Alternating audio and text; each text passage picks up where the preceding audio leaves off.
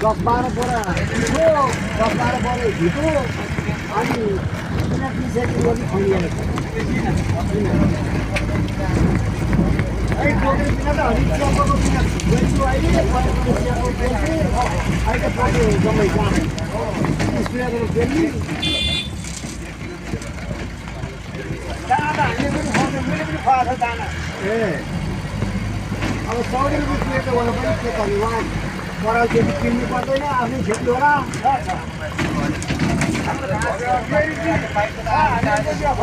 यहाँ पठायो भने त एउटा गाउँकै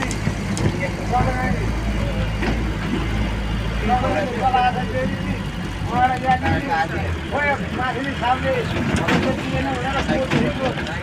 अहिले काटिङबाट मैले अहिले पानी गर्ने मिल्ने पनि अहिले एउटा मात्रै छ एउटा पनि एकजना मिल्छ आफूले खान छैन गयो कि अब अहिले एउटा दिनु पऱ्यो भने खाने पानी आफ्नै पुँजीको छ त्यसलाई चाहिँ 1 लाख पाए दिन्छु 80 पाएर चाहिँ